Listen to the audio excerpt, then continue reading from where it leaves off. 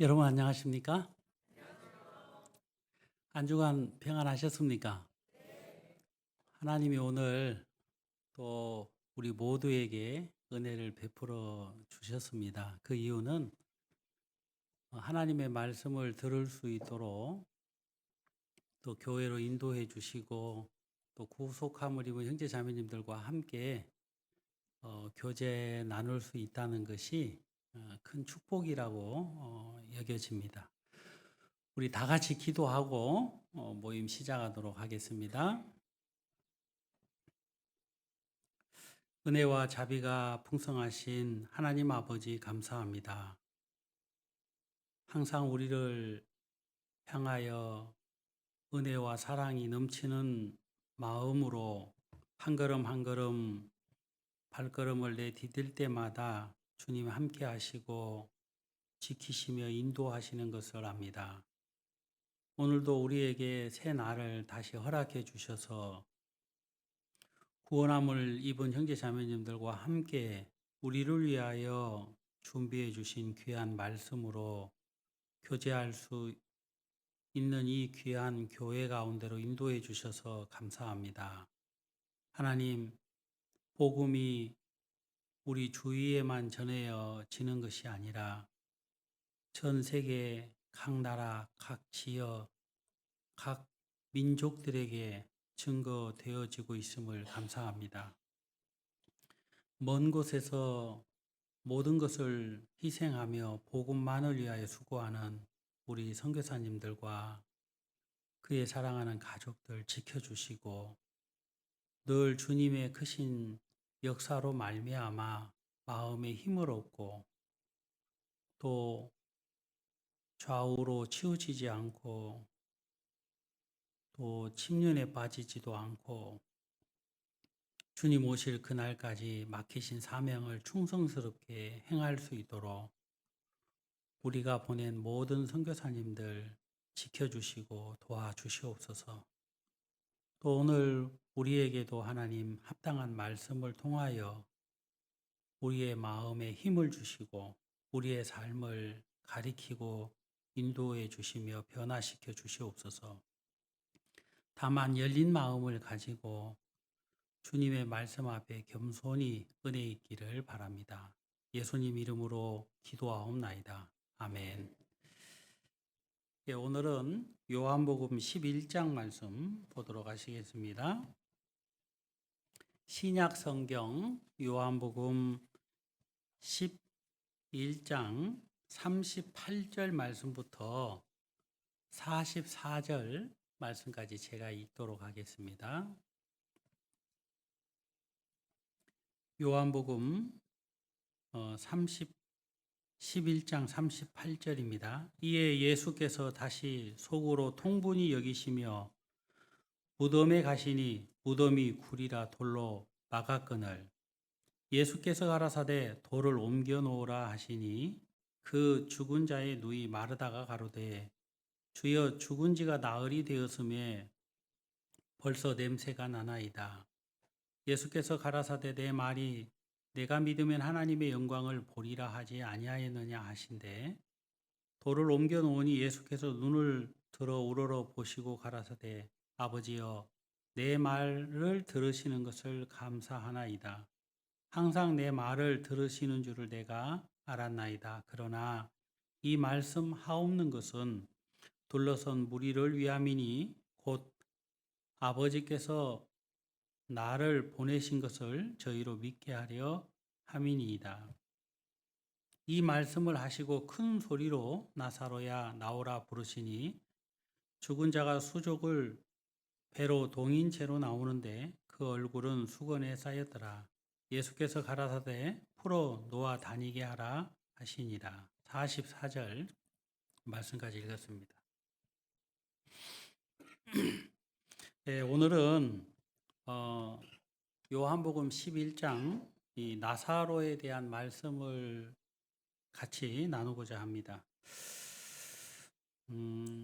우리가 신앙생활을 하면서 많은 사람들이 어떤 부분에 대해서는 정확하게 알지 못하면서도 안다고 착각하는 경우가 없지 않아 많습니다.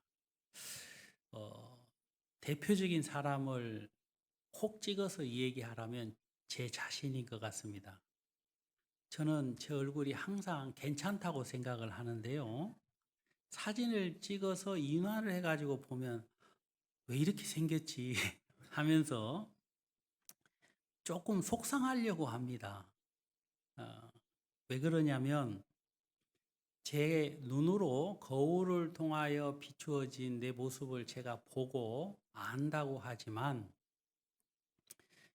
사진을 통해서 자세하게 살펴본 경험이 많이 없기 때문에 대체적으로 저뿐만 아니라 많은 사람들이 이구동성으로 하시는 말씀 들어보면 나는 원래 사진을 찍으면 사진이 잘 안 나와 이렇게 말씀을 하십니다. 사진기 들으면 섭섭하려는지 몰라도 사실처럼 느껴지기 때문에 말씀을 드리는 겁니다. 원래 못난 사람이라는 것을 인정하기는 쉽지 않지요. 그래서 늘 자기 스스로 자기를 위로하면서 사는데 우리는 아주 쉽게 길들여져서 살아가고 있습니다. 그리고 또 어떤 사물이나 어떤 사건을 대충 알면서도 정확하게 안다라고 생각을 하기 때문에 마음을 낮추고 겸손하게 배우려고 하는 마음이 부족한 것도 사실입니다. 저는 오늘 요한복음 11장 말씀을 보면서 우리 사랑하는 형제 자매님들과 함께 여러 주제의 말씀을 우리가 나눌 수 있는데 특히 요한복음 11장 25절로 26절을 보면서 제가 주제를 좀 정했습니다. 그 말씀을 보면 25절에 예수께서 가라사대 나는 부활이요 생명이니 나를 믿는 자는 죽어도 살겠고 무릇 살아서 나를 믿는 자는 영원히 죽지 아니하리니 이것을 내가 믿느냐라는 질문이 성경에 나와 있습니다. 예수님은 성경에서 본인을 소개할 때에 많은 부분을 소개하셨지만 특히 이 요한복음 11장에서는 예수님은 부활이요 생명이라고 자신을 소개했습니다. 그래서 오늘 이 말씀을 이렇게 좀 보면서 부활이요 생명인 예수님에 대한 이야기를 좀 같이 나누면서 그 부활 되시고 생명 되신 예수님과 우리와의 관계는 또 어떻게 되는가, 이 부분에 대해서도 좀 딱딱하지만 한번 같이 배우고자 합니다. 부활이요 생명이라는 이 부분을 배우려면 가장 좋은 주제의 말씀이 요한복음 11장 나사로에 대한 이야기입니다. 왜 그러냐면요, 나사로는 병이 들어서 죽었다가 이제 장례식을 치르게 되고 더 이상 그를 집에 둘 수 없어서 돌 무덤에 집어넣고 돌 무덤을 막았습니다. 그 이유는 썩어서 냄새가 나는 이제 부패했기 때문에 그렇습니다. 누가 봐도 나사로의 생애는 그날 그 시점에서 인생은 끝났다라고 생각을 할 수 있는 것은 모든 정황 사항을 보면 썩어서 냄새가 나고 아무리 흔들어도 일어나지 않는 말 그대로 이제 이 세상 사람이 아니라 저 세상 사람인 거지요. 그런데 참으로 신기한 일이 일어났습니다. 죽은 지 3일 만에 그는 다시 살아나게 된 것입니다. 있을 수 없는 일이 일어나게 된 것이죠. 그런데 그 일이 도대체 어떻게 가능한가? 그것은 딱 하나, 나는 부활이요 생명이니라는 주 예수 그리스도의 말씀을 들었기 때문에 그런 겁니다. 주님의 말씀을 듣는 사람들은 어떤 형편에 있든지 간에 그 형편이 나사로처럼 썩어서 냄새가 날지라도 주님의 음성을 듣게 된다면 그 가지고 있는 모든 형편을 다 거스리고 다시 살아나게 되는 것이 성경에서 우리에게 가리키고자 하시는 말씀인 겁니다. 그래서 이 요한복음 11장 말씀을 자세히 배우면 배울수록 그리스도인들 마음속에 막 일어나는 소망이 하나가 있는데요. 그 소망이 다른 소망이 아니라 나도 오늘 주님의 음성을 듣고 싶다라는 마음입니다. 2000년 전에 일어난 사건이지만 오늘 우리가 주님의 음성을 들으면 동일하게 그러한 역사가 일어나게 될 것이라고 성경은 분명하게 말씀하고 있기 때문에 그런 것입니다. 그래서 제가 오늘 나사로야 나오라라는 11장 그 43절에 있는 말씀을 이제 제목으로 이렇게 택한 것입니다. 여기 보면 예수님은 부활이요 생명이라고 분명하게 말씀을 하셨는데도 불구하고 요한복음 11장 33절에 있는 말씀을 한번 보도록 하시겠습니다. 여기 보면 여러 사람의 모습이 나오는데 33절 예수께서 그의 우는 것과 또 함께 온 유대인들의 우는 것을 보시고 심령이 통분히 여기시고 민망히 여기사. 여기 보면 예수님이 이 마리아가 또 마르다가 우는 것을 봤습니다. 왜 우는 것을 봤느냐 하면 사랑하는 오라버니 나사로가 죽었기 때문에 그런 것입니다. 아무래도 이 가족은요 예수님하고 친분이 있는 사이라고 여겨지는 것이 나사로가 이제 병이 들었을 때에 예수님에게 전통을 보내지요. 그래서 예수님 나사로가 죽을 병에 걸린 것 같으니까 빨리 오십시오. 그 이유는 이제 나사로를 치료해 주기 위함인 것이었습니다. 근데 예수님이 그 말씀을 들으시고 뭐라고 대답을 해 주죠?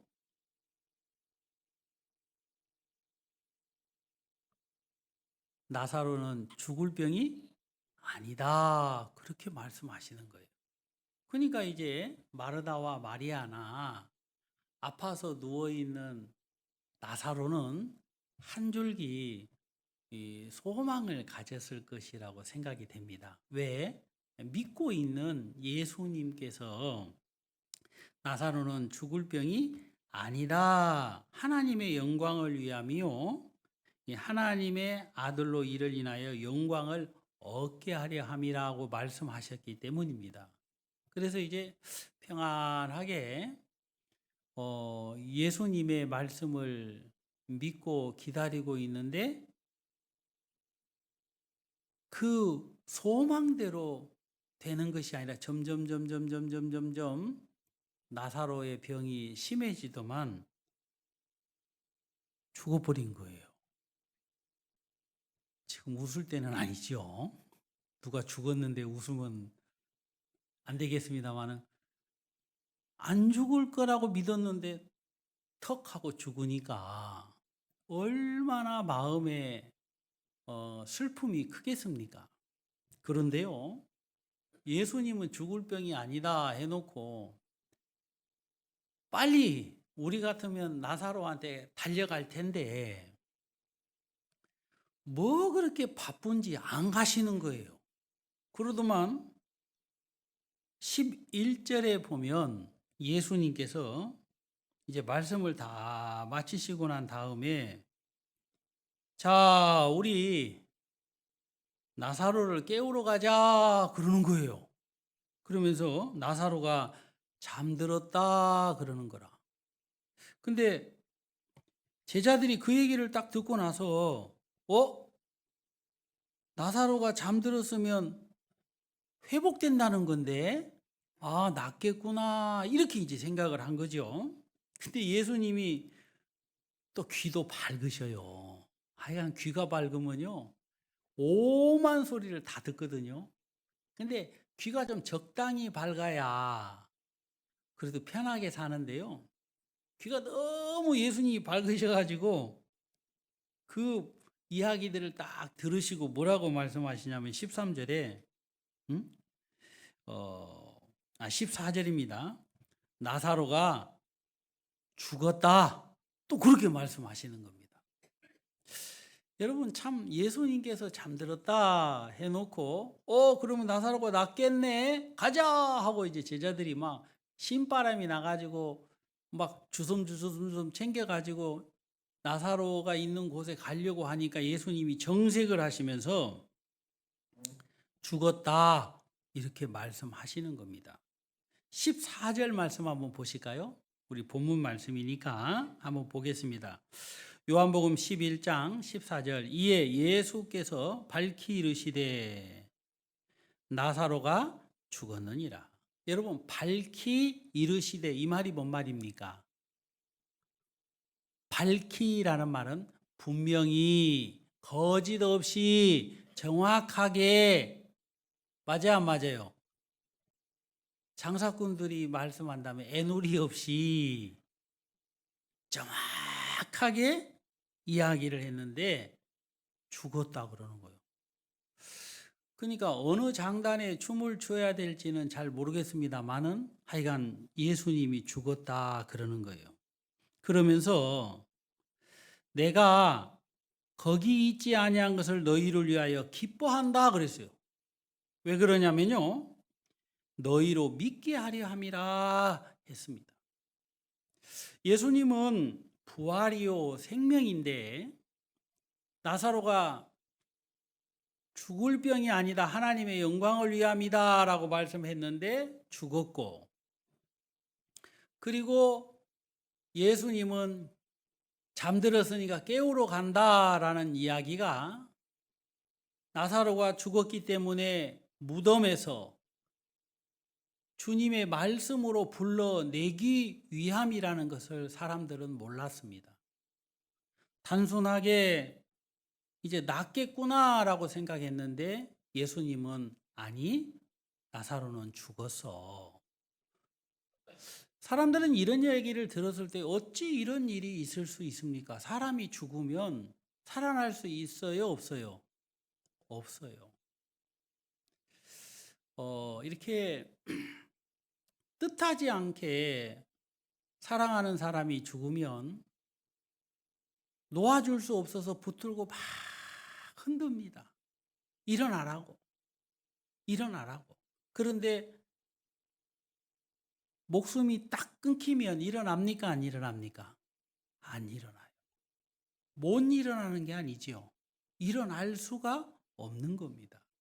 왜 그러냐 하면 생명이 떠났기 때문에 그런 거예요. 그런데요, 나사로는 분명히 죽어서 썩어서 냄새가 나는데 예수님은 죽은 나사로를 다시 불러내겠다 하시면서 내가 그 장례식에 있지 않은 것을 기뻐하고 감사해야 한다. 왜? 너희들로 하나님이 예수님이 누구인지를 믿게 하려고 하기 때문이다 라고 말씀을 하시는 것입니다. 여러분 저는 이 세상 사람들을 보면요, 크게 두 가지 종류의 사람들이 있습니다. 첫 번째는요, 신약 성경에 나오는 사두개인입니다. 여러분, 사두개인은 누구를 갖다가 사두개인이라 하냐 하면, 이 사람들은요, 천사도 없고 부활도 없고 천국도 없고 영적인 세계가 없다고 믿는 사람들입니다. 그렇기 때문에 현실적인 사람이고 굉장히 합리적인 육신의 삶에 굉장히 지향적인 사람들인 것입니다. 그에 반해서 또 바리새인들이 있습니다. 이스라엘에 크게 이렇게 두 개의 파로 나뉘어서 이제 이야기를 하면, 이 바리새파는 어떤 사람들이냐 하면 부활도 믿고 천사도 믿고 영도 다 믿는 거예요. 그러나 이 사람들은 율법 아래 있는 사람들인 것입니다. 그러니까 그들이 각자 주장하는 내용을 보면 완전히 다르지요. 그러나 이 두 부류의 사람은 역시나 구원을 받지는 못한 족속들입니다. 그러니까 이 두 부류의 사람이 오늘 예수 그리스도 앞에 또 많은 제자들 앞에 서 있고, 그 사람들이 나사로가 죽어서 이제 장례가 치러지는 그 모든 일거수일투족을 보면서 그들도 나름대로는 함께 슬퍼하면서 비통해하면서 괴로워하면서 장례를 보내고 있는 그 형편인 것입니다. 그런데요, 예수님은 그렇게 사람들이 형편만을 보고 슬피 우는 것을 통분히 여기셨다 그랬습니다. 여러분 따라해 보세요. 통분히 여기시고. 이 통분히 여기시고라는 말은요, 마음이 비통하여 괴롭다 이 말입니다. 여러분 언제 마음이 괴롭고 비통합니까? 세상 살다 보면 그런 일들이 많지요. 물어보지는 않겠습니다. 인생 복잡하니까요.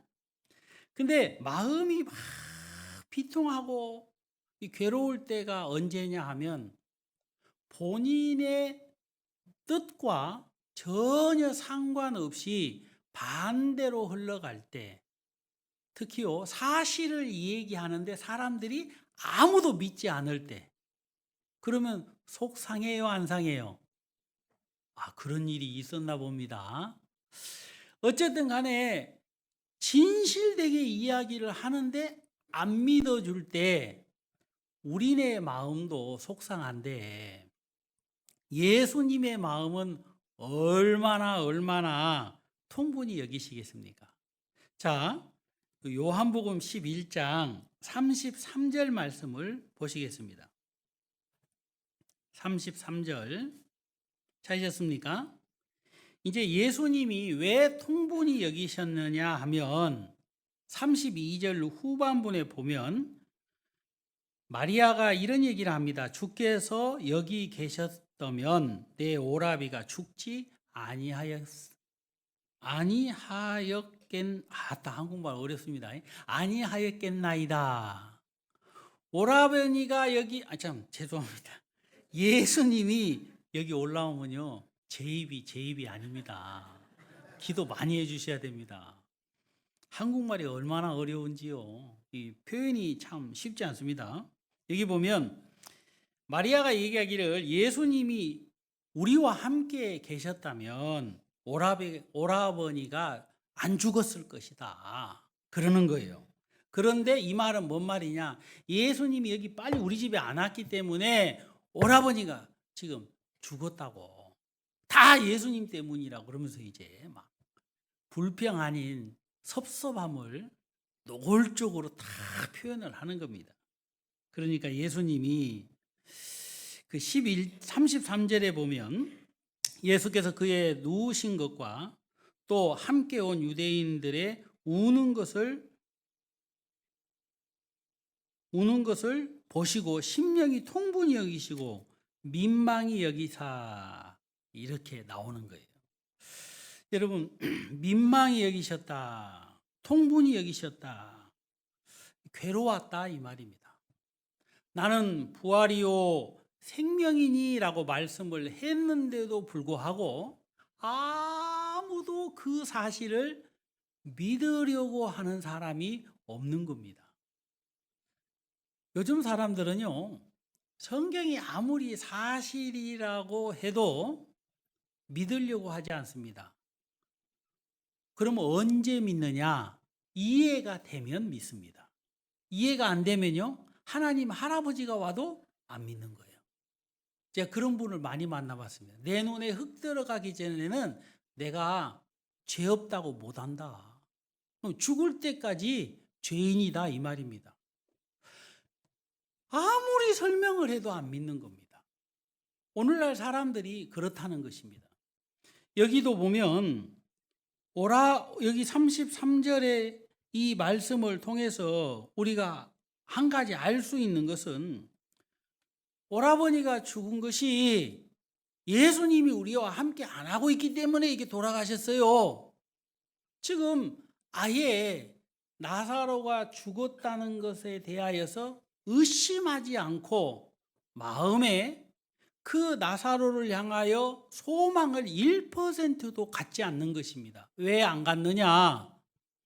예수님이 나는 부활이요 나는 생명이니라는 말씀을 안 하신 것이 아닙니다. 하셨는데도 불구하고 그 말씀이 귀를 통하여 마음에 들어오지 않는 겁니다. 여러분, 말씀이 마음에 들어오지 않는 이유는요, 다른 뜻이나 다른 이유가 있는 것이 아닙니다. 딱 하나입니다. 자기 경험, 자기가 보고 자기가 알고 있는 것이 사실이라고 하는 그 생각 때문에 주님의 말씀이 나는 부활이요 나는 생명이니 해도 그 말씀이 마음에 들어오지 않는다는 것입니다. 여러분, 아까도 말씀드렸다시피 예수님이 십자가에서 우리의 모든 죄를 다 사하셨습니다. 여러분, 그 예수님의 구속의 은혜는 여러분 우리의 뜻과 전혀 상관이 없습니다. 왜 그러냐? 일방적으로 2000년 전에 예수 그리스도께서 이 땅에 오셔가지고 우리의 모든 죄를 용서하신 것입니다. 그것은 하나님의 뜻이고 예수 그리스도의 온전한 희생으로 말미암아 믿든지 안 믿든지 받아들이든지 안 받아들이든지 예수님은 모든 사람의 죄를 용서하신 것이 사실인 것입니다. 여러분, 요한복음 1장 29절 말씀 아십니까? 요한이 예수께서 자기에게 죄송합니다. 제가 너무 잘하려고 해서 그런가? 아닌데. 이튿날 요한이 예수께서 자기에게 나오심을 보고 가로되 보라, 세상 죄를 지고 가는 하나님의 어린 양이로다. 여기서 지고 간다라는 뜻이 여러분 성경에 기록이 되어 있는데요. 지고 간다라는 말은요, 예수님이 이렇게 짊어지고 간다라는 뜻도 되겠습니다만은 원어에 찾아보면요, 가져갔다 이 말입니다. 이 가져가는데도요, 두 가지가 있지요. 동의를 구하고 가져가는 경우, 아니면 동의를 구하지 않고 가져가는 경우. 어떤 경우이겠습니까? 예?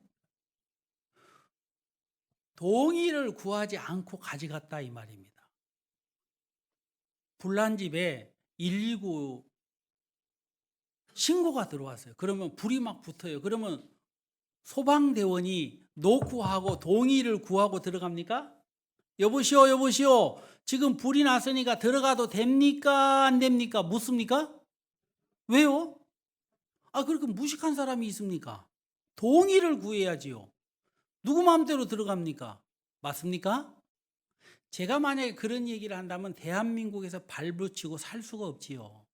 무식한 인간이고 이 시대에 뒤떨어진 생각을 가지고 있으니까요. 긴박한 상황에서 다시 말하면 생명이 죽느냐 사느냐라는 생명이 걸린 문제 앞에서는요, 동의를 구하지 않습니다. 예수님은 이 세상에 있는 모든 사람들을 보시고 다 지옥에 가고 있는 것을 정확하게 아셨기 때문에 예수님이 어떤 사람의 동의도 구하지 않고 죄를 짊어지고 가신 것입니다. 가져갔다 이 말입니다. 여러분, 그것은 예수님의 일방적인 결정이지만 다시 돌려서 얘기해 보면 우리네 형편이 얼마나 긴박한 상황인지를 하나님은 알고 계셨기 때문에 그렇게 하신 것입니다. 근데 사람들은요, 너무 여유를 많이 부립니다. 자기가 지옥에 가면서도 지옥에 가는 줄을 모르고 마귀의 자식이면서도 마귀의 자식인 줄 모르기 때문에 사람들이 생명이 사느냐 죽느냐라는 그 갈림길에서 예의를 찾고 체면을 찾고 여러 가지 자기 나름대로 설정해 놓은 여러 기준들을 찾고 있는 겁니다. 제가 동해바다에서요, 대학생들과 캠핑을 하다가 너무 물이 깊기 때문에 가드라인을 딱 설정을 했습니다. 가슴 위로는 들어가지 말기로 결정을 했어요. 그래가지고 이제 딱 이렇게 서 있는데요. 해수욕장에 제가 돈이 많으면 다 전세를 내겠습니다만은 전세를 낼 수 없잖아요. 그러니까 막 이 사람 저 사람 많이 왔는데 어떤 예쁜 아가씨가 그 네모난 보트 있지요. 네모난 보트를 탁 타고 제 앞을 유유히 지나가는 거예요. 나는 대학생이 아니다. 나는 당신과 상관이 없다. 그래서 저도 이제 내비뒀어요, 안 내비뒀어요? 예? 어떻게 합니까? 내비뒀어요. 지나가든 말든 뭐 나하고 상관없는 일이니까. 그리고 보트를 타고 있으니까. 근데 이제 갔는데 돌아와야 되는데 안 돌아오는 거예요. 그래가지고 나도 모르게 싹 고개를 돌렸더니 보트는 바람에 벌써 한참 갔고 그 위에 예쁜 아가씨는 용왕님 만나러 물속으로 들어가는 중인 거예요. 그래가지고 큰일 났다 싶어서 이제 친구 그 목사님과 함께 수영을 해가지고 거의 죽기 직전에 막 발부둥 치고 있는데 내가 살려주마 해서 동의를 구해서 살려주는 건 아니잖아요. 그리고 무턱대고 잡으면요, 그 여자분이 저를 잡고 함께 죽을 수 있거든. 그래 이제 뒤로 가가지고 목을 탁 끼어가지고 가만히 있으라고, 가만히 있어요. 근데 뭐 듣지도 못해요. 막 물을 먹어가지고 뭐 하려고 그렇게 짠물을 먹었는지 모르겠습니다만 하여간 막 먹어가지고 막 하고 있는데 이제 건져냈어요. 근데요, 참 신기하지요. 건져냈는데 이 아가씨가 아이고 누구세요? 아, 저 교회 목사입니다. 아이고 감사합니다. 저를 살려주셔서 이 생명의 은혜를, 아이고 이거 내가 어떻게 보답을 해야 될 줄, 난 이렇게 말할 줄 알았어요. 그랬더니 이분이 딱 있나더만 두리번 하면서 평생에 잊지 못할 얘기를 했어요. 아이 쪽팔려. 그러면서 그냥 가시더라고. 제가 죄송합니다만 덜 죽었구나. 제가 이제 그 생각을 했는데요. 엄청나게 부끄러워했을 것 같아요. 왜 그러냐면 요야만 자태로 다 보트를 타고 가다가 물에 빠져가지고 죽을 고생을 했으니 얼마나 부끄러웠겠습니까? 여러분, 세상 사람들이 그렇다 이 말입니다. 구원을 해줘도요, 감사는 뭐 요만큼도 없어요. 다 구원받은 것도요, 자기하고 뭐 연결시켜 가지고 자기 행위로 말미암아서 구원을 받았다고 얘기하기를 원하지 100% 하나님의 은혜로 구원받았다 이렇게 얘기하는 사람은 없습니다. 사람들은요, 정말로 예수님이 어떤 분이신지를 모르기 때문에 예수님을 원망하고 또 이미 죽어버린 나사로를 향하여 소망을 조금도 갖지 않는다는 것입니다. 여러분, 근데요, 성경에서 참 희한한 일이 벌어졌는데, 이 마리아나 마르다도 오빠가 죽은 것 때문에 슬퍼서 눈물을 흘린다고 성경에 분명하게 기록이 되어져 있고, 또 한 사람 예수님도 눈물을 흘린다고 성경에 기록이 되어 있습니다. 우리 그 말씀 한번 찾아보겠습니다. 35절입니다. 11장 35절. 찾으셨습니까? 다 같이 한번 읽겠습니다.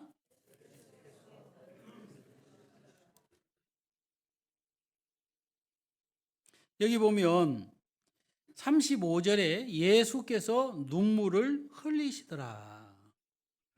왜 예수님이 눈물을 흘리시느냐 하면 예수님의 말씀을 믿지 않기 때문에 그런 것입니다. 여러분, 주님이 가장 괴로워하실 때가 성경에서 어느 때인가 하고 우리가 찾아보면요, 이 요한복음 11장에서 눈물을 흘리시면서 괴로워하신 부분이 믿음이 없는 사람들을 향하여서 예수님은 이렇게 슬픈 마음을 갖고 계시는 것입니다. 여러분, 우리는 믿음이 없는 것이 큰 문제냐 이렇게 생각을 합니다. 그리고요, 믿음 없는 것이 당연한 거 아니야? 이렇게 또 얘기하는 사람도 있습니다. 어떤 분은요, 배째라는 분이 있죠.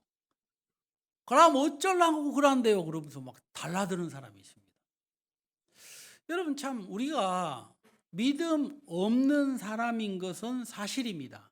하지만 주님의 말씀을 들으면서도 믿음이 생기지 않는 것은 문제라는 것이죠.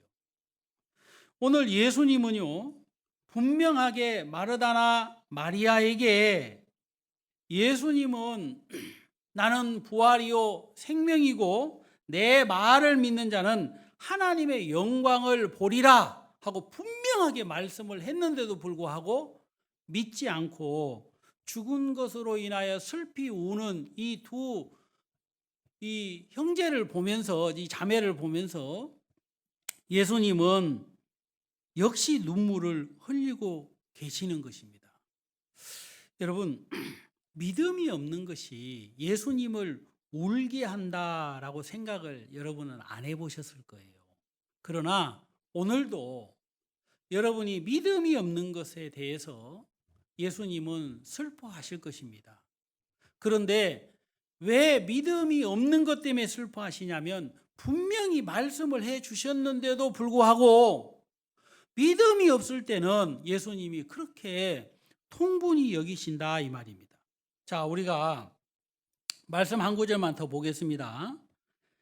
38절입니다. 이에 예수께서 다시 속으로 통분히 여기시고 무덤에 가시니 무덤이 굴이라 돌로 막았거늘 예수께서 가라사대 돌을 옮겨 놓으라 하시니 그 죽은 자의 누이 마르다가 가로되 주여 죽은 지가 나흘이 되었음에 벌써 냄새가 나나이다.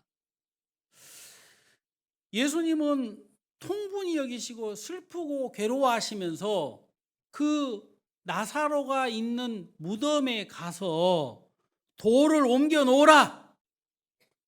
너희들이 생각하는 것처럼 나사로가 죽었는지 살았는지 내가 너희들 앞에 증명해 내리라 이 말입니다. 그래서 돌을 옮겨 놓으라 했더니 마르다가 하는 말이 죽은 지 나흘이 되었음에 벌써 냄새가 난다 했습니다. 여러분, 시체 썩는 냄새 맡아보신 적 있습니까? 요즘은 바로 이제 장례식장에서 장례를 치르기 때문에 그런 일이 별로 없습니다만은 옛날에는 집에서 장례를 치르는 경우가 많았습니다. 그러면요, 이제 죽은 고인을 이제 뒤에다 놓고 병풍을 치고 이제 상을 딱 차려놓으면요, 한여름에는요 냄새가 납니다. 그 냄새가요 표현할 수 없을 만큼 이상한 냄새예요. 여러분, 코가 거짓말하는 건 아니겠지요. 마르다가 썩어서 냄새가 나니까 돌로 그 입구를 막아 놓은 것입니다 라고 얘기하는 것입니다. 그런데 예수님은 뭐라고 말씀하십니까? 40절에 예수께서 가라사대, 우리 다 같이 한번 읽겠습니다. 내가 믿으면 하나님의 영광을 보리라 하지 아니하였느니라. 하나님의 영광을 볼 수 있는 사람은 어떤 사람이냐 하면 주님의 들려주는 말씀을 믿는 사람입니다. 여러분, 믿음이라는 것은요, 이래서 대단한 것입니다. 여러분, 믿음은 하나님의 영광을 볼 수 있게끔 하는데, 사람들은 그 하나님의 영광을 믿으려고 하지 않는다는 겁니다. 왜? 자기가 보고 자기가 듣고 자기가 경험하고 있는 것이 있기 때문에 그걸 부인하면서까지 말씀을 받아들이려고 하지 않는 것입니다. 그런데 우리 예수님은 돌을 옮겨 놓으라 그러시는 거예요. 저는 86년 10월 7일 날 구원을 받았습니다. 약 3년 정도 복음을 받아들이지 않고 그냥 교회만 한두 번씩 나가는 그런 사람이었습니다. 그런데 제 마음 중심에 예수님이 우리의 죄를 씻어 놓았다라는 이야기를 수도 없이 들었는데 그게 믿음이 안 가는 거예요. 나하고 아무런 상관이 없습니다. 하도 그걸 믿고 구원받으라고 하니까 제가 무슨 말까지 한 줄 압니까? 천국을 가도 내가 가고 또 어디를 가도요? 지옥을 가도 내가 가니까 냅두라 그랬어요. 지금 이 자리에 서 있는 거 보면요, 100% 하나님의 은혜입니다. 하여간 제 말대로 애따 이 못된 놈아, 그럼 네 알아서 해라 그랬으면 벌써 저는 어디 갔을까요? 아마 따뜻하기가 뭐 따뜻해요. 막 소금 치듯이 그 뜨거운 지옥에 벌써 들어가도 누구 말짝시나 골백번도 더 들어갔을 것 같아요. 여러분, 하나님은 많은 사람들을 봤을 때에 믿지 못하는 경우가 다른 경우가 아니라 자기가 보고 자기가 경험한 것이 사실이라고 생각을 딱 믿기 때문에 말씀이 자기의 경험과 맞으면 문제가 안 되지만 자기가 경험한 것과 말씀과 정반대가 됐을 때는 선택을 해야 되잖아요. 말씀을 선택할 것인지 아니면 자기를 선택할 것인지. 근데 대부분의 사람들이요, 자기를 부인하지 않습니다. 제 친구 중에 한 분이요, 성서공회 그 지부 회장님이셨어요. 그러니까 기도원 옆에. 여러분, 기도원 협회가 뭐 하는 곳이냐면요, 성경을 찍어가지고 보급하는 단체입니다. 그러니까 참 선한 일이고 중요한 일이죠. 근데 그분이 이제 회장인데 이분이 뭐라고 하는지 압니까? 예수님 잘 안 돼요. 예수님이 내 죄를 위해서 십자가에 죽은 것도 안답니다. 믿는다고 해요. 그러나 자기는 죄 없다고는 얘기를 못 한대요. 그러면 그 말이 뭔 말입니까? 하고 물어봤더니 죄 있다는 말이라고 그러더라고요. 아니, 예수님이 죄 씻어놨다면서요. 그래도 자기는 죄가 있대요. 근데 이 두 가지를 다 부인을 못 하겠답니다. 예수님이 내 죄를 다 씻어놨다는 것도 인정하고 또 자기 마음속에 죄가 있다는 것도 인정하는 거예요. 왜 그러냐 하고 물어봤더니 자기 양심이 뭐가요? 따라해보세요. 양심. 자기 양심이 죄 없다고 못하겠더라는 거예요. 죄 없다라고 하려고 했더니 하나님 앞에 거짓말하는 것처럼 여겨지더라는 것입니다. 그래가지고 못한다는 겁니다. 참 이 사람 착해요, 안 착해요? 안 착합니까? 되게 착해 보이는데요. 이 사람은 참 희한한 사람이, 아니 예수님이 죄를 용서해 놨다는 사실을 믿는다고 하면서도 죄는 있다고 하니까 나는 알다가도 모르겠어요. 근데요, 저도 옛날에 그랬거든요.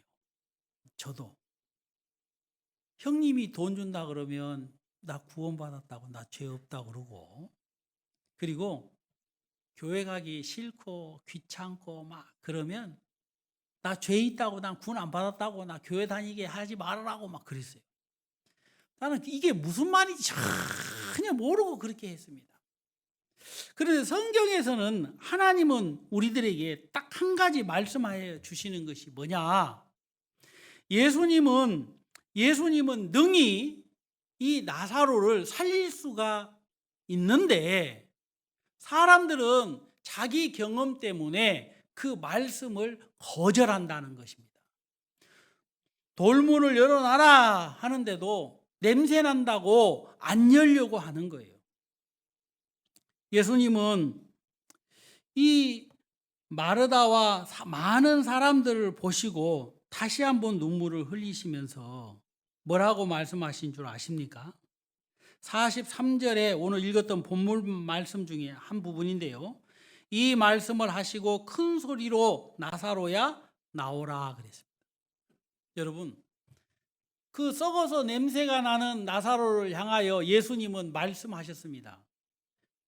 나사로야 나오라. 따라해 보세요. 나사로야 나오라.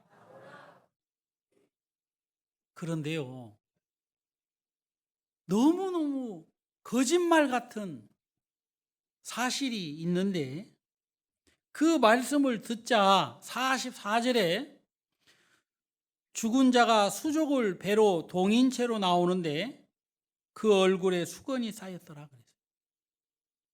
여러분, 죽은 사람에게 염을 하듯이 하얀 천으로 이렇게 쌓아놨는데, 그래서 냄새가 나가지고 하얀 천에, 여러분 막 하얀 천인지 뭐 누런 천인지 하여간 천에 썩어서 냄새가 나가지고 물들이 막 묻어 있겠어요? 안 묻어 있겠어요?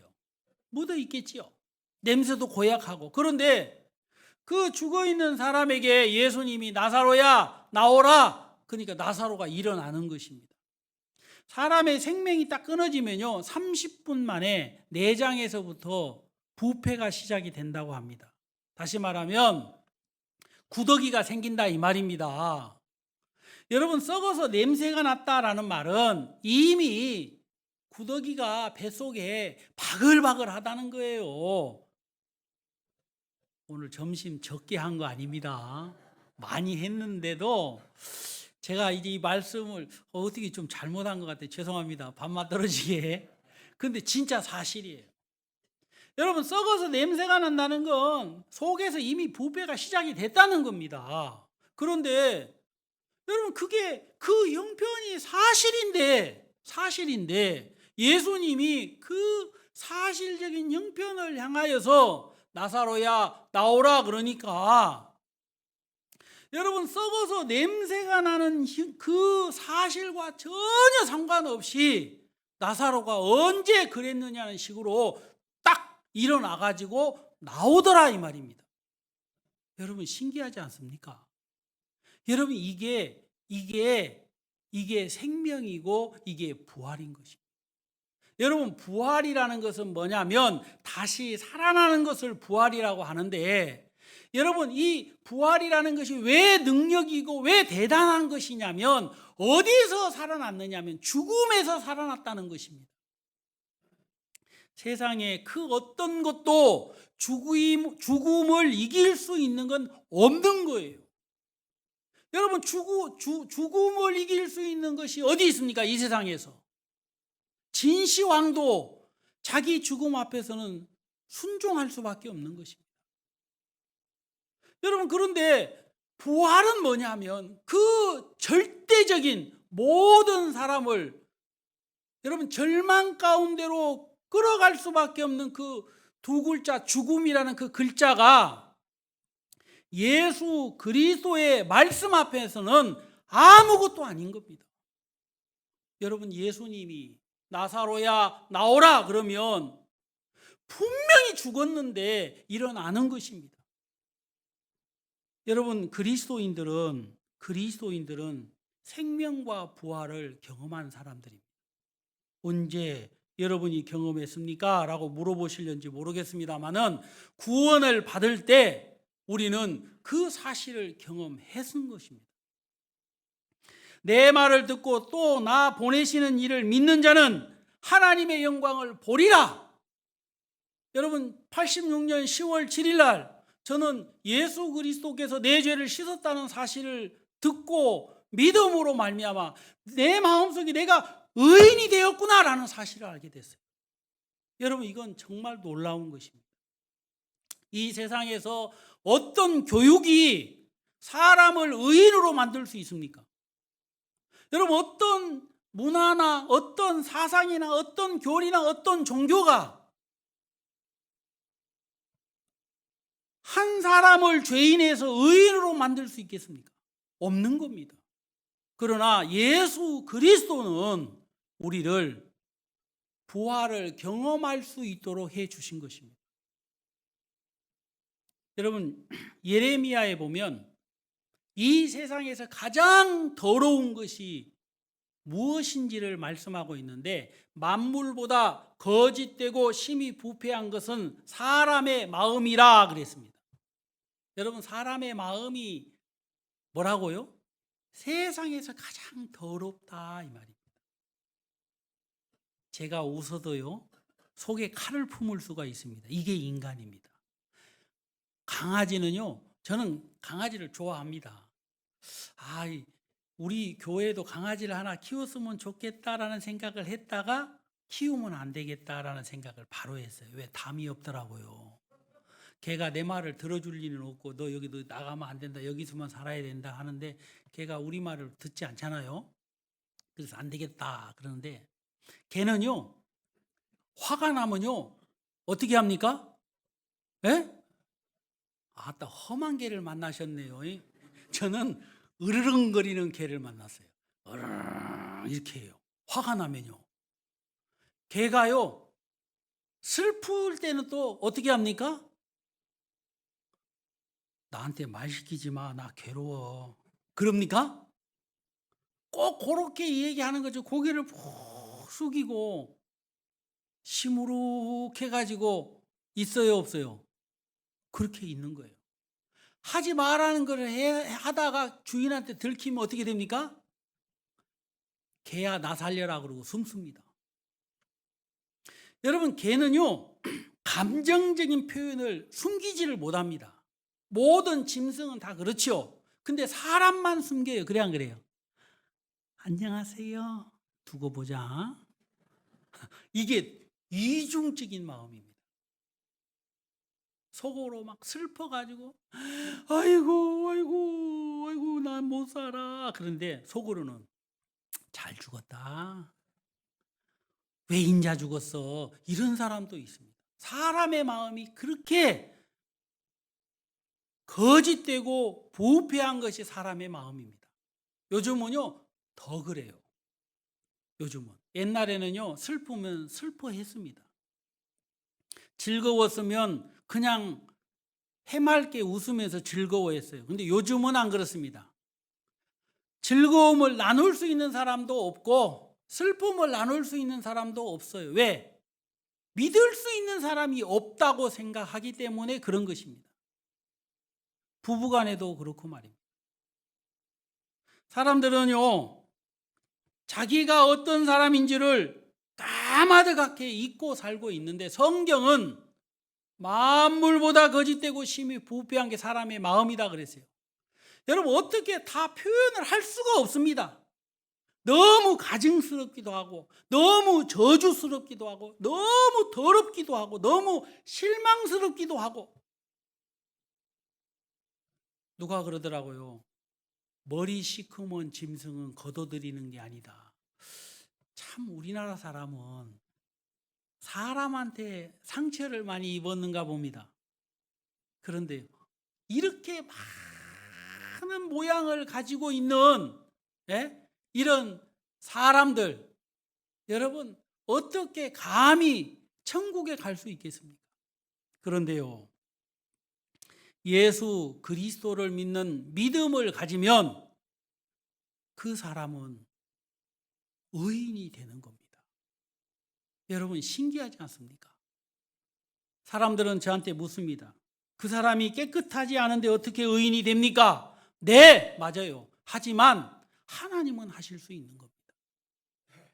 여러분, 하나님도 우리와 같을 거라고 생각하면 그 사람은 잘못된 생각 속에 빠져 있는 것입니다. 하나님은 썩어서 냄새가 나는 나사로를 예수 그리스도를 통하여 나사로야 나오라 하니까 나사로가 나오는 겁니다. 여러분, 냄새가 나는데도 여러분 그 모든 불가능한 조건을 다 무시하고 나오는 거예요. 그게 하나님의 부활의 역사인 것입니다.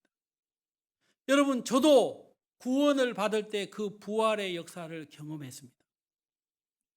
나는 죄가 많은 사람인데 구원을 받고 내가 죄가 없다니 너무 신기했습니다. 하나님, 내가 정말 의인입니까? 이거 너무 거짓말 같아요. 내가 죄가 없어요? 근데 분명하게 의심하지 않고 확실하게 증거할 수 있는 것은 예수 그리스도께서 나를 위하여 십자가에 못 박혀 돌아가셨다는 것은 부인할래야 부인할 수가 없는 사실이었습니다. 여러분, 예수 그리스도가 십자가에 못 박혀 돌아가셨다는 것은 다른 것이 아니라 우리를 새로운 피조물로 만들었다는 것입니다. 우리가 고린도후서 말씀 한 구절만 보도록 하시겠습니다. 고린도후서입니다. 고린도후서 5장 17절입니다. 찾으셨습니까? 고린도후서 5장 17절. 그런즉 누구든지 그리스도 안에 있으면 새로운 피조물이라. 이전 것은 지나갔으니 보라 새 것이 되었도다. 주님의 말씀은 죽은 자를 살릴 수 있는 능력이 있는데 그게 부활의 능력입니다. 여러분, 주님의 말씀을 듣고 거듭난 사람은 고린도후서 5장 17절에 나와 있는 이 말씀처럼 그런즉 누구든지 그리스도 안에 있으면 뭐라고요? 새로운 피조물이라 그랬어요. 새로운 피조물이라. 여러분, 새로운 피조물이라는 것은 다른 것이 아니라 여러분, 예전에 그 사람하고 지금 사람하고 다른 사람이다 이 말입니다. 구원을 받았다는 것은 무엇을 의미하는 줄 압니까? 여러분, 마귀의 자식에서 하나님의 자녀가 됐다는 것입니다. 다시 말하면 군뱅이가 매미가 된 것과 마찬가지라는 거예요. 여러분, 2024년도에는 매미 울음소리가 많이 들릴 거라고 얘기합니다. 왜 그러냐면 천적을 피해서 2024년도에 매미가 많이 군뱅이가 이제 땅에서 올라올 거라고 많은 학자들이 얘기를 합니다. 여러분, 이 매미는요 천적을 피해서 불규칙하게 그는 땅에서 올라온다고 합니다. 여러분, 군뱅이가 분명히 이렇게 벌레 같은 것이 쭉쭉쭉쭉쭉쭉쭉 해갖고 소나무에 딱 잣나무에 붙어 있으면 누가 봐도 그건 매미가 아니에요. 그냥 벌레지, 군뱅이지. 그런데 그 군뱅이가 허물을 벗고 성충이 되면 어떻게 됩니까? 나는 더 이상 군뱅이가 아니다. 뭐라고요? 매미라고 그러는 거예요. 신기하지 않습니까? 여러분, 우리가 예수 그리스도를 믿음으로 말미암아 죄인에서 의인으로 신분이 바뀐 겁니다. 여러분, 이게 하나님의 역사인 것입니다. 여러분, 말씀을 들은 자에게 일어나는 변화는 여러분 말 그대로 20%, 30%가 변화된 것이 아니라 100% 변화된 거예요. 더럽고 추한 사람이 거룩한 하나님의 자녀가 되는 것이 하나님의 역사인 것이고 그게 부활의 역사인 것입니다. 여러분, 우리는 얼마나 큰 은혜를 입었습니까? 여러분들은 주 예수 그리스도의 말씀을 들은 적이 있습니까? 예수님의 말씀을 듣고 예수님이 내 죄를 씻어놨다는 사실을 믿게 되면 그 사람은 자기도 모르게 성령이 임하고 하나님의 자녀가 되는 권세를 주신 것입니다. 여러분, 그게 부활의 역사인 것입니다. 하나님은 오늘 우리에게 이런 귀한 은혜를 베풀어 주시고, 이 은혜를 누가 허락하고 있느냐? 예수 그리스도의 말씀이 허락한다는 사실을 오늘 우리에게 가르쳐 주고 싶어 하시는 것입니다. 사랑하는 형제 자매님들, 들으셔야만 합니다. 오늘 우리가 어떤 형편에 있든 간에 주 예수 그리스도의 음성을 들으면 우리의 삶이 바뀌어질 것이라는 소망의 신앙생활을 할 수 있도록 하나님은 우리에게 말씀의 능력이 어떠한 것인지를 가르쳐주고 싶어 하시는데, 그 말씀의 능력이 부활의 능력이라는 것입니다. 주님은 지금까지 형편을 따라서 역사하지 않습니다. 땅이 혼돈하고 공허하며 흑암의 깊음 위에 있고 하나님의 신은 수면에 운행하시더라. 창세기 1장에 나옵니다. 여러분, 그 땅의 모습을 아는 사람은 감히 그 땅을 향하여 어떠한 일을 할 것인지에 대하여 엄두도 못 냅니다. 근데 우리 하나님은 뭐라고 말씀하셨습니까? 예? 빛이 있어라. 주님이 빛이 있으라 하시니 그 빛이 있었고 그 빛이 하나님 보시기에 좋았더라 그랬어요. 이게 부활의 역사인 겁니다. 여러분, 오늘 여러분의 마음이 슬픕니까? 이유가 있겠어요. 여러분의 마음이 복잡합니까? 이유가 있을 것입니다. 여러분의 마음이 괴롭습니까? 이유가 있을 거예요. 그러나 여러분들이 그런 복잡하고 괴롭고 슬픈 마음을 가지고 주의 음성을 들으면 나사로에게 일어났던 하나님의 역사가 오늘 적은 우리들 마음속에도 나타나게 될 거라는 걸 알아야만 한다는 것입니다. 하나님은 그러신 분입니다. 하나님은 그래서 오늘 우리들 마음속에 말씀으로 여러분들의 마음을 두드리기를 원하고 계시는 거예요. 마음을 열어라고. 내가 너에게 말하겠노라고 말입니다. 여러분, 예수님이 말씀하시면 돌무덤에 갇혀 있어도 문제가 되지 않습니다. 여러분, 예수님이 말씀하시면 죽은 지 나흘이 되어서 냄새가 나도 문제가 되지 않습니다. 나사로야 나오너라 그러면 그 나사로가 어두움 가운데 갇혀 있을지라도 그게 문제가 되지 않는다는 것입니다. 왜 그런 줄 아십니까? 부활의 예수님이시기 때문에 그런 것입니다. 여러분, 얼굴이 수건에 쌓여서 수족이 배로 동인채로 있을지라도 꼼짝달싹 할 수 없을지라도 주님이 나사로야 나오라 그러면 나사로는 나오게 됩니다. 여러분, 우리는 죄와 사망의 법에서 여러분 종로로 탈 수밖에 없는 사람이었습니다. 그러나 예수 그리스도께서 우리를 향하여 어떻게 하셨습니까? 생명의 성령의 법이 죄와 사망의 법에서 너를 해방했다 그랬어요. 왜요? 예수 그리스도께서 죽으심으로 말미암아서 말입니다. 오늘 우리는 이런 예수 그리스도를 맛봤고 또 맛봐야만 합니다. 신앙생활을 하면서 우리 마음속에 많은 문제들을 왜 이길 수 없느냐 하면 말씀이 들려지지 않기 때문에 그런 것입니다. 왜 사람들이 죄 가운데 매이고 고통 가운데 방황하는 삶을 사는 줄 압니까? 나는 세상의 빛이니 나를 따르는 자는 어두움에 다니지 아니하고 빛 가운데 거하리라 그랬어요. 여러분, 주님의 말씀은 우리에게 어떠한 동의를 구하고 냄새를 없애줄까? 묶인 것을 풀어줄까? 이렇게 말씀하지 않습니다. 여러분, 주님의 말씀이 우리 귀에 들리면 우리가 가지고 있는 모든 조건을 비웃어 버립니다. 그리고 우리를 자유롭게 합니다. 여러분, 저는 자주 그런 간증을 합니다. 제가 구원받았을 때 제 마음에 참 아픔이 많았어요. 그 중에 하나는 제가 풀려지지 않은 의문이 하나 있었습니다. 그 의문이 뭔지 압니까? 제가 초등학교 2학년 때 아버지가 사고로 돌아가셨어요. 누구의 동의도 구하지 않고 그냥 가셨습니다. 어머니는 그때 나이 40이셨어요. 우리 형제들을 어떻게 먹여 살려야 될지 막막한 형편이었습니다. 큰형님도 아프셨고 저희들은 너무 어렸기 때문에 진짜 날벼락 맞을 것 같은 그런 어려운 지경이었어요.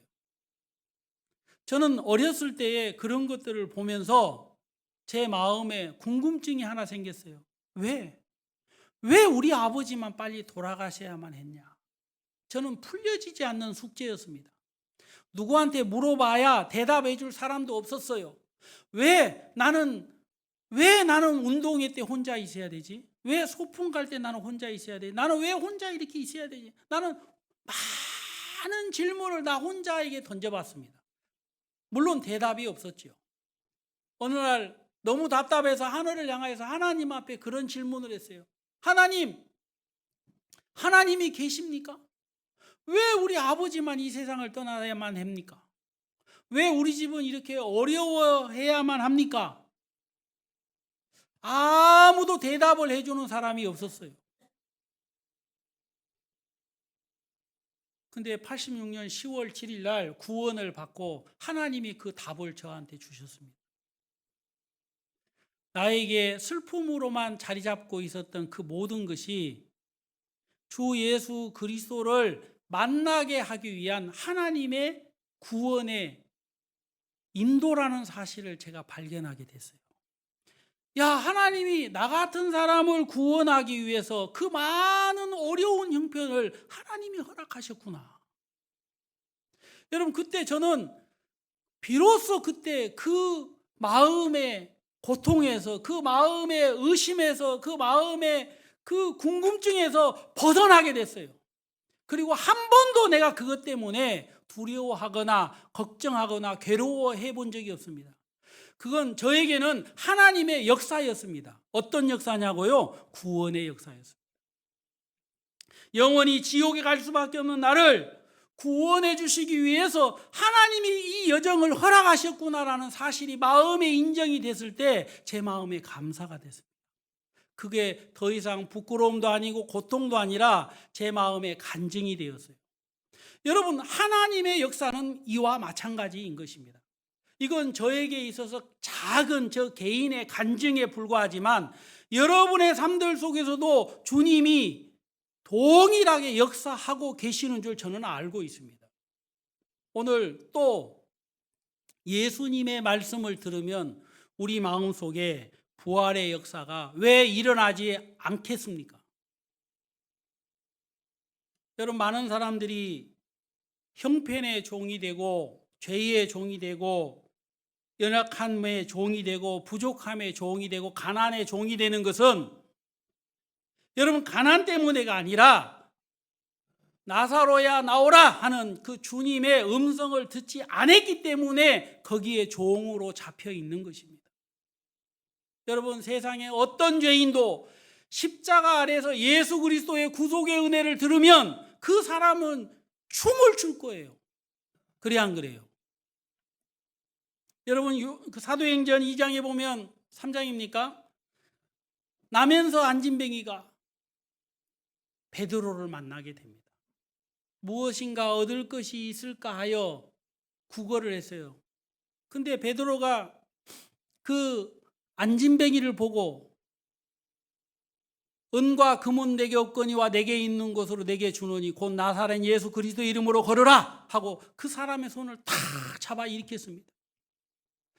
그리스도의 이름으로 걸으라 했을 때 그 안진뱅이는 일어났어요? 안 일어났어요? 일어났어요. 나는 걸었네 뛰었네 찬양했네. 나는 걸었네 뛰었네 찬양했네.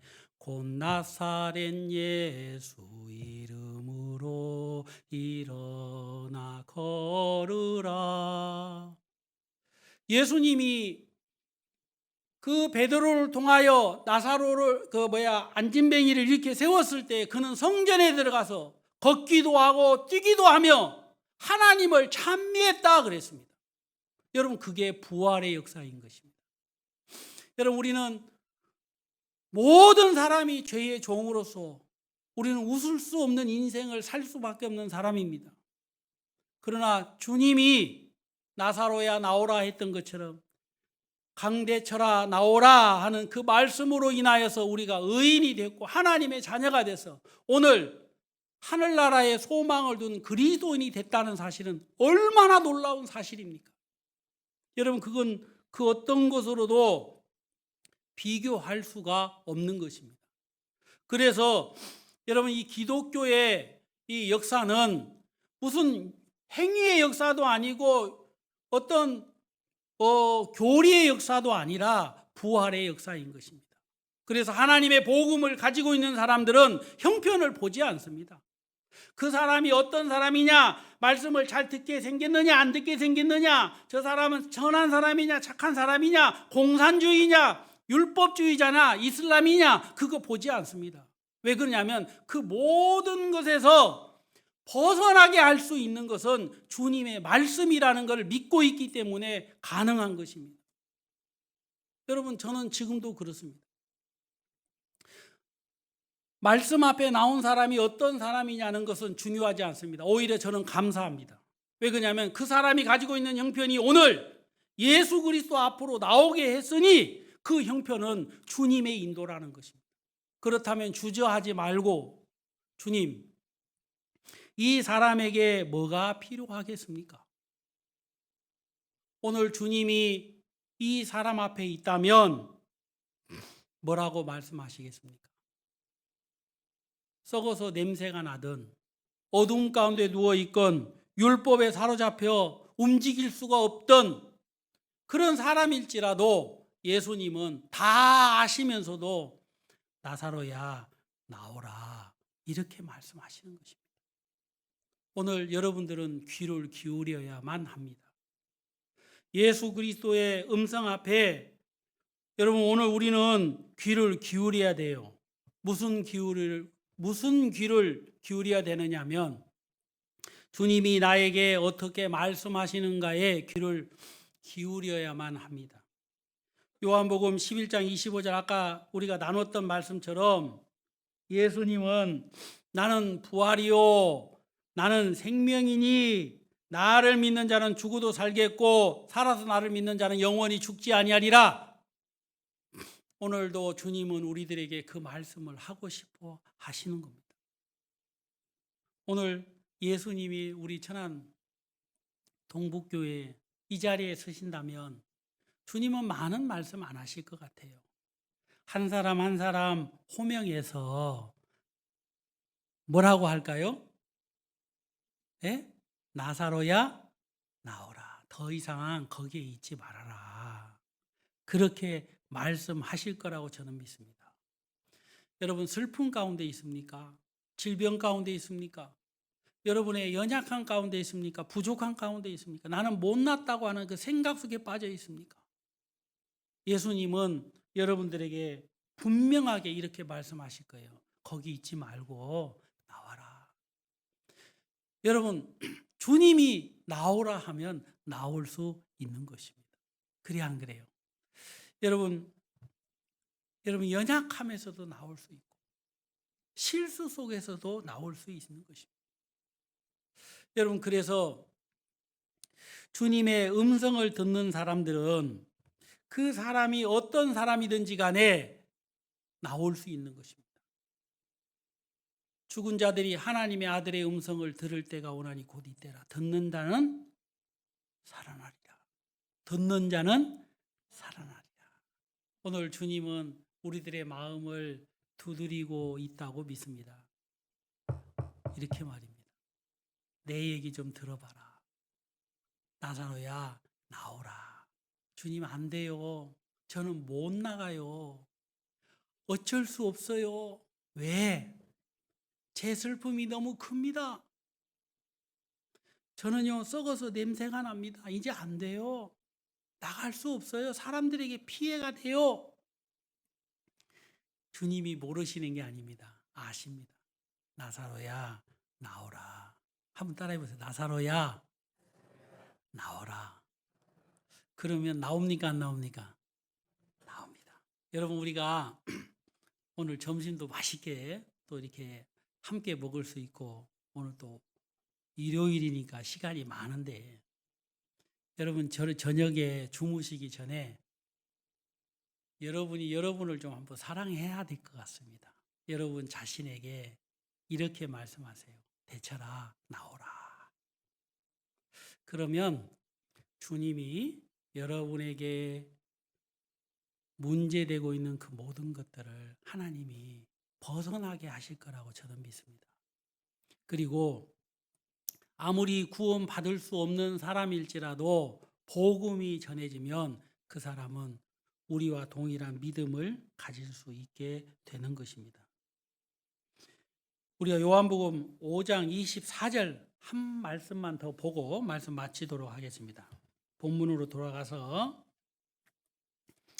요한복음 본문이 아닙니다. 요한복음 5장 24절입니까? 4절. 네. 찾으셨습니까? 우리 다 같이 읽겠습니다. 내가 진실로 진실로 너희에게 이르노니 내 말을 듣고 또 나 보내신 이를 믿는 자는 영생을 얻었고 심판에 이르지 아니하나니 사망에서 생명으로 옮겼느니라.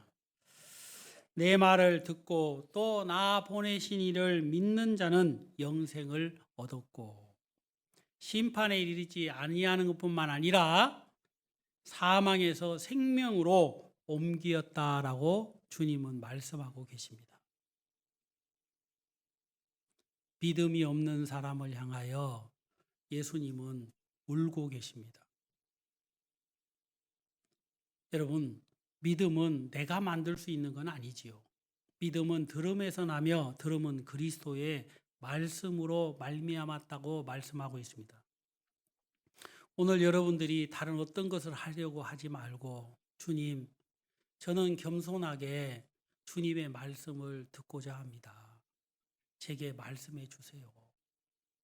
주님, 저를 불쌍히 여겨 주세요 하고 주님을 향하여 귀를 기울이면 죽어서 냄새가 나는 나사로가 주의 음성을 들을 때 그가 일어났고 나왔고 그가 사랑하는 그 동생들과 함께 할 수 있게 되는 것처럼 하나님이 오늘 우리를 그렇게 인도하실 거라고 저는 믿습니다. 여러분, 하나님의 말씀에 귀를 기울이는 여러분이 되기를 바랍니다. 기도하겠습니다. 하나님 아버지 감사합니다. 우리는 본래 죄인이었고 이방인이었고 하나님도 알지 못하는 사람들이었습니다. 그런 우리를 위하여 십자가에서 예수님 못 박혀 돌아가시고 우리의 죄를 용서하시고 우리를 의롭다 하시고 영화롭게 하셔서 감사합니다. 이제 그 예수님의 말씀을 들음으로 우리가 구원을 받고 또 신앙생활을 하면서 하나님 앞에 겸손한 마음으로 고집스러움을 내려놓고 주님의 말씀을 다시 들으려고 할 때에 주님이 일하시고 또 크게 역사하실 줄 믿습니다. 하나님 오늘 사랑하는 형제자매님들과 함께 요한복음 11장 나사로야 나오라 하는 주님의 말씀을 듣고 배움을 통하여 오늘 주님 우리를 향하여 동일하게 말씀하고 계실 거라는 것을 믿고 감사드립니다.